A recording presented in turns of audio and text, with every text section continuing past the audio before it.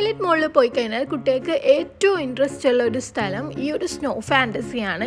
അപ്പോൾ ഈ പ്രാവശ്യം പോയിട്ട് നമ്മൾ അവിടെ കയറിയിട്ടുണ്ടായിരുന്നു. കുട്ടികൾ ഭയങ്കര എക്സൈറ്റഡും ഹാപ്പിയും ആയിരുന്നു അവിടുന്ന് കളിക്കാനും അവിടുത്തെ ഓരോ ആക്ടിവിറ്റീസ് ചെയ്യാനും ഒക്കെ വേണ്ടിയിട്ട്. നല്ല രസമുണ്ടായിരുന്നു. അവിടെ ഒരു സ്നോ വേൾഡിൽ നമ്മൾ എത്തിയ പോലെ ഉണ്ടായിരുന്നു. അത്ര അടിപൊളിയായിരുന്നു അവിടുത്തെ സ്നോ ഫാൻറ്റസി. അപ്പോൾ അവിടുന്ന് ഞാനും കുട്ടികളൊക്കെ എല്ലാ ആക്ടിവിറ്റീസും ചെയ്യുന്നുണ്ടായിരുന്നു. നമ്മളൊക്കെ ഭയങ്കരമായിട്ട് എൻജോയ് ചെയ്തു. ഭയങ്കരമായിട്ട് ഇഷ്ടമായി ആ ഒരു സംഭവമൊക്കെ.